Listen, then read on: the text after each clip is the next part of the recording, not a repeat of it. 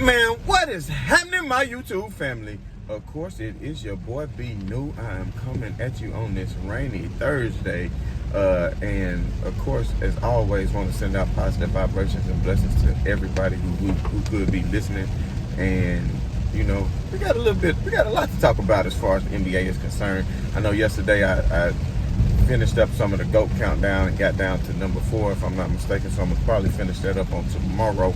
But of course, we know the Los Angeles Lakers did play on yesterday in the Staples Center downtown, taking on none other than LeBron's former team, the Miami Heat. And of course, the Lakers were 4.5 dogs going into the game, saying that, you know, the Heat were favored by 4.5 points. I went ahead and took that money. Then I took another plus 6.5 early in the first quarter on the live action. So, you know, to me, I had a lot of faith in the Lakers to go out and win that game.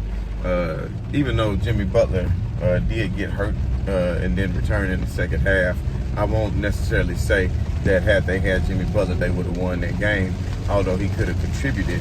But at the end of the day, the Lakers had so many players that was out just as well who could have perhaps contributed, most notably LeBron James.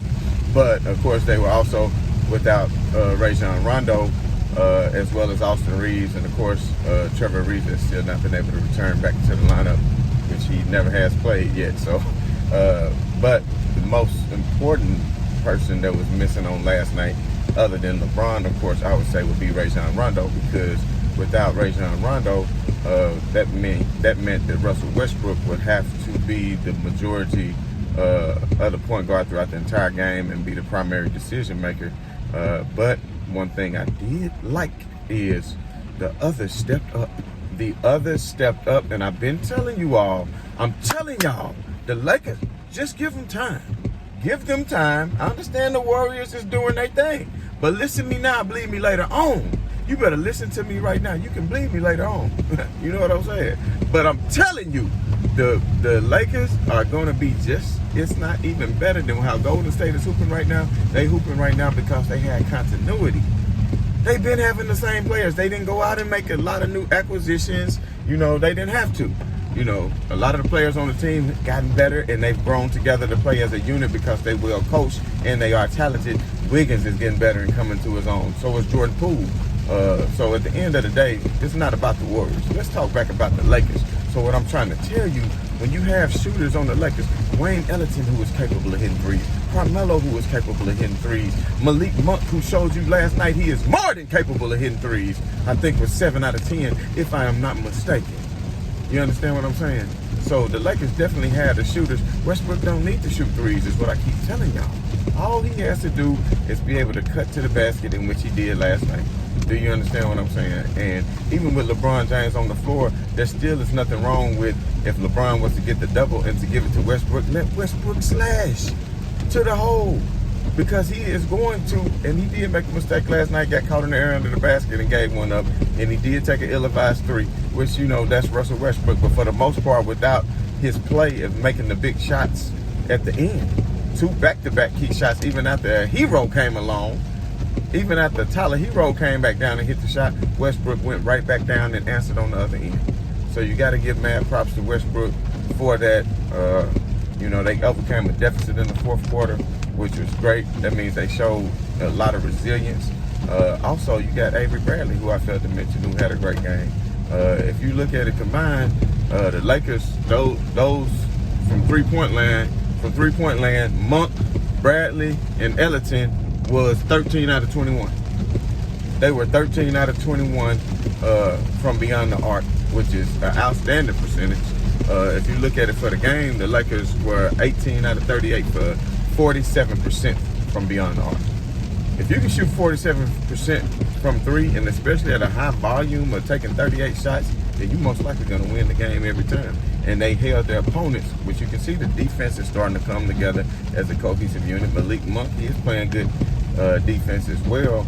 Of course, Avery Bradley always is going to play good defense, and he got into a rhythm early, which he can be kind of streaky as well. But I think Malik Monk, if he can get more into that rotation, I think, you know, at first I was high on Bazemore to start the season because of the great defense he was playing. But now, you know, we'll relegate him maybe to the bench, and maybe Malik Monk can get that starting job, even though he did well coming off the bench. But he was somebody who actually played a big part in the victory last night, because had Malik Monk not hit timely threes and wasn't afraid to take the big shot, because at times when the offense did get stagnant, he just stepped out and hit a big three from beyond the three-point line. He hit that big shot. He also had a floater running to the lane with the shot clock expiring. So he hit some big shots, and 27 points for Malik Monk. That was huge for them. You had 6 players in double figures. You had Wayne Ellington, who stepped up and hit, I want to say, 2 out of 3 on threes. So you had Wayne Ellington in double digits, Carmelo in double digits, Malik Monk in double digits, Westbrook in double digits, Anthony Davis in double digits, and you had 26 assists for the game. So that right there is showing me that, and showing you that the Lakers are starting to play more together as a team. And people might think, well, this is without LeBron. That's good, because they're learning to play together, and Westbrook is doing what he was meant to do, is spelling LeBron. So you have to realize there's going to be moments throughout the course of the game in which Westbrook will be playing with a unit such as like he did yesterday and being quite successful. So that means in times past, whenever LeBron would go to the bench, you understand what I'm saying? No matter who he was playing with, whether it was Cleveland, whether it was Miami, or whether it's been with the Lakers, then of course the production on the offensive end would slow down and the Lakers offense would become stagnant for long periods of time. But if LeBron can go to the bench and then you bring in Westbrook, and I know they're going to start the game off together, but like I'm saying, they're going to figure out the rotations. They are going to figure out the rotation. The Lakers got options. They got options. When you got that many people on your team that's capable of knocking down a big shot and knocking down a three, Wayne Ellington, sharpshooter. Ken Bazemore, not the best three-point shooter, but well than capable. Malik Monk showed you he's more than capable. Carmelo, you know what he can do from beyond the stripe. LeBron don't shoot bad from the three-point line. Do you understand what I'm saying? Westbrook is not needed to shoot threes. He's needed to do what he did yesterday, create plays for others. And I'm tired of people saying he's a stat pattern with these rebounds, because all the rebounds that I saw him get was rebounds in which he kept balls alive, even on the offensive end, to create opportunities for other, where it could have led to a defensive rebound. It could have been a peeled out, a fast break for the other way. So Westbrook is bringing value to this team. Is he a sharpshooter? No. You think he's going to step back and hit three? That's not who he is. LeBron knew what the hell he was doing. You think LeBron didn't know what he was doing? He wants that athleticism. You understand what I'm saying? He wants that athleticism of Westbrook being able to get to the bucket at will. Now, that's what Westbrook needs to do, and also create for others. Because how many times he going to throw a oop to DJ or to Dwight Howard? And speaking of Dwight Howard, man, 11 minutes and you fouled out, my bro. 11 minutes and you fouled out. Man, what? I'm not even gonna speak on it. But Dwight Howard, get yourself together. And then I think Udonis Haslem was gonna come in and foul him real quick, because they got into it and they got ejected. Go back and look at that on the YouTube if you can, where Udonis came in the game. Udonis came in the game for maybe 1 minute and got into it with Dwight Howard. I think he slapped him, if I'm not mistaken. So I think he wanted to come out and foul him last night because of the hard foul that he put on Kyle Lowry. But Kyle Lowry was flopping as usual, pulling the Chris Paul move. You know what I'm saying? So, but at the end of the day, like I keep telling y'all, the Lakers will prevail. Like I said, Golden State looking good. Hey, those Nets are looking good. Kevin Durant looked good last night. What he shoot? 9 out of 10, 90%. Looking real efficient going against the lowly Orlando Magic. A lot of people out here in Twitter world saying, oh, KD this and KD that. That was a great game. But what they do against Chicago the other day. And speaking of Chicago, how good was Chicago looking on yesterday? Zach LaVine and my guy just serving it up in Chicago. DeMar DeRozan. Lonzo Ball coming alive, hitting all kinds of threes on yesterday as the Bulls prevail yet again. You understand what I'm saying? But at the end of the day, y'all, everybody that's out there in Lakerland, there's no need to be concerned about the Lakers, because like I'm telling you all, and I know, like I said,